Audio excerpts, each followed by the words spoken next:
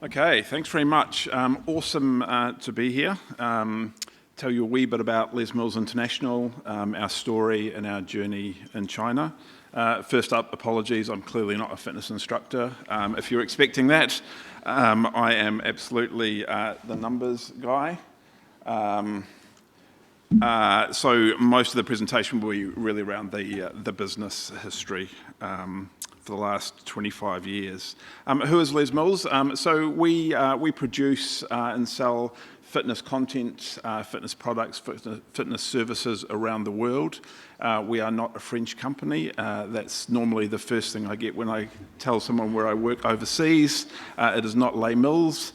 Les Mills was founded by the Mills family. Les Mills, who was an Olympic athlete, founded the business, and his son Philip Mills is currently our managing director, and there are 5 senior Mills family members in the company today.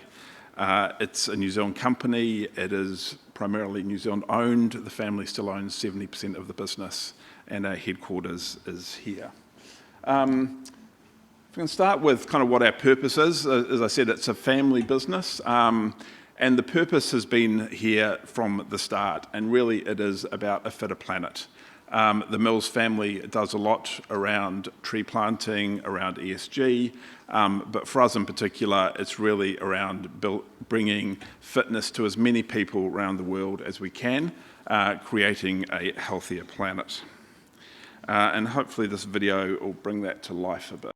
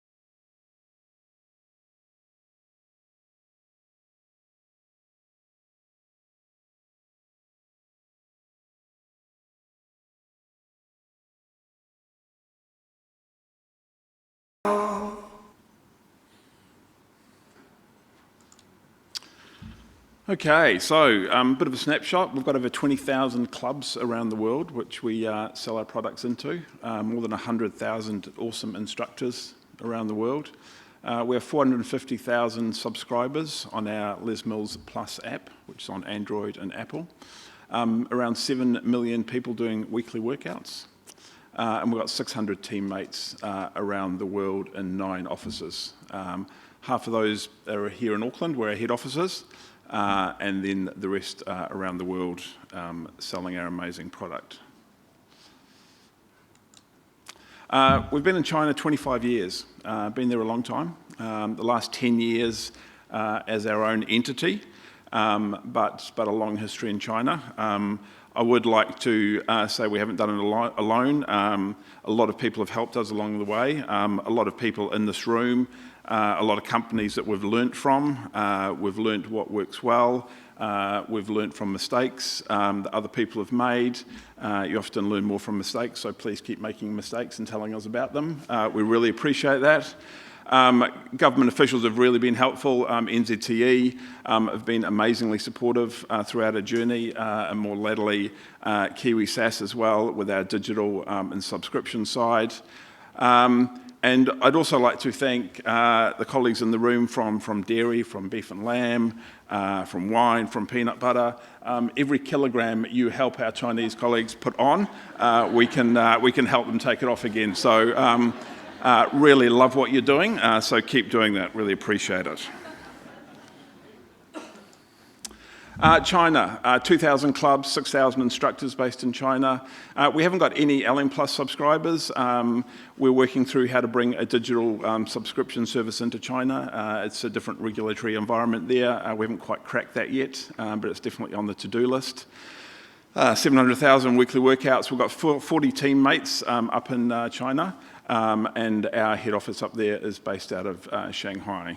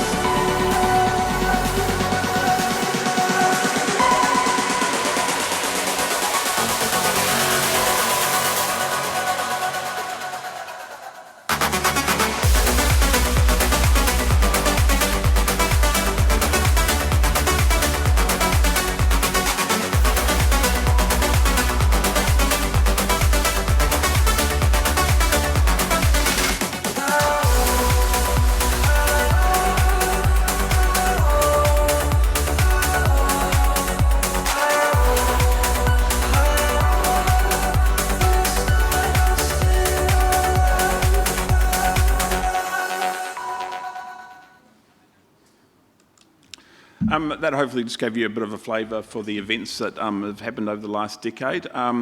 China, for us, our ambition is to make China the largest fitness market in the world. Currently, there's around 70 million gym goers in China. That's roughly the size of the US market, but obviously a much bigger population base, so only 5% of the population. So we firmly believe it will be the biggest fitness market in the world, and we want to be part of that. Healthy planet for us, getting people working out, 1.4 billion people, it is a key critical strategic market for us, both in terms of our purpose, but also financially as well. Being a finance person, making money is important, but purpose is equally important for us, so it is a critical market for us. Just some of our key learnings that I wanted to kind of share with you the last 25 years. China for China, it's definitely not a cliche. Localised approach is absolutely necessary in China. I do get a bit annoyed with people around the world when they say our market is special and that's a reason we can't standardise things and processes around the world. But China is different, and it does need a localised approach. And that's certainly been our experience. Customer relationships and dynamics go beyond business and are absolutely critical. Local leadership with relationships is really important. We've learnt some of that the hard way. You simply can't put a Kiwi expat up there and expect to do well. You have to have local senior people up there that know the market, have the relationships up there. That's really important. It's China, think big. There's been a lot of discussion today about how we can double the size of our market. You really need to think about 10xing the market. It is a massive market up there, and certainly our ambition is not double, it's to 10x the market in the next 10 years. So, it is a massive market, and you have to think big. The last one is hard to say, being a finance person, but patience for payoff, focus on market share, focus on revenue, profitability will come, but you are not going to make money from day one, typically. That's certainly our experience, but it will absolutely come. What's different in China? Clearly, it's very digital savvy. We have as many social media followers in China as we do in the rest of the world combined. It is a digital savvy and innovative market. It's a tough B2B market. It's very segmented, and there's a very long tail. China is all about speed, it's all about agility and mindset. We talked about a wee bit this morning. but that kind of being able to pivot, do whatever it takes, is critically important. What would we say to our younger self if we were starting again? I'd say probably invest earlier and be more aggressive. Pursue China for China's sake. Sometimes being a small business, it can be relatively tough having a very different strategy in one market with limited resources. But it is so different that we should have probably pursued that earlier.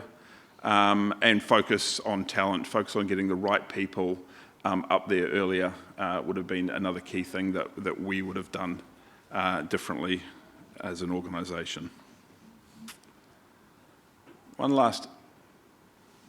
Few last thoughts, and then I'll just play one last video. Do the right thing, not the easy thing. Pessimists are usually correct. It's pretty tough in China, to be honest, but optimists will prevail. One thing the Prime Minister said this morning, which did resonate, not often what the government says resonates, but one thing that he did say was around mindset, and I think mindset is critically important. Growth mindset is so important.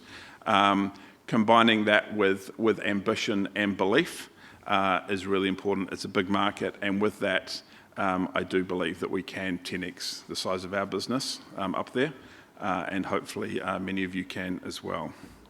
So I'll just finish on a quick video.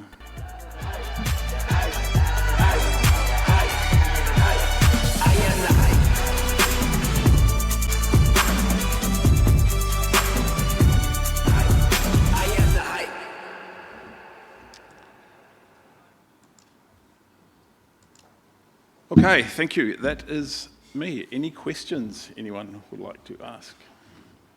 Tim? I've got a couple for you. I was interested, we've heard quite a lot today about New Zealand brand and provenance. How does Les Mills International use the New Zealand brand in China, if at all? Does that factor into your business? To be fair, we don't probably play up the New Zealand brand that much. It's really around research and science-backed exercises, number one. However, the imagery does absolutely come through, particularly in our digital products. We are absolutely a premium product, and I think that very much fits with kind of brand New Zealand and the other stories that we've told today. But localization for us is very important. So we localize local digital content up there. We'll continue to do that. So it's that kind of balance between having a global brand, but also localizing it so it's absolutely relevant to the local market. And we see that even with programming. You know, some of our programs resonate much more in China than they do around the rest of the world and vice versa. So being able to localize things is really important for us. Yeah, and that probably leads me into the next question I wanted to ask you. You did mention that the localized approach is necessary for China. How much localization? Could you give us some examples of some of the things that you're doing?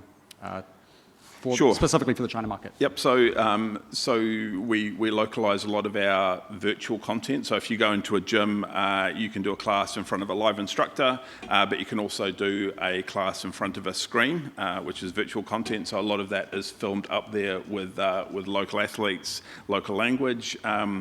But even everything through to our back office systems, for instance, you know, globally we run D365, we run Salesforce, etc. All of those systems are localized in China.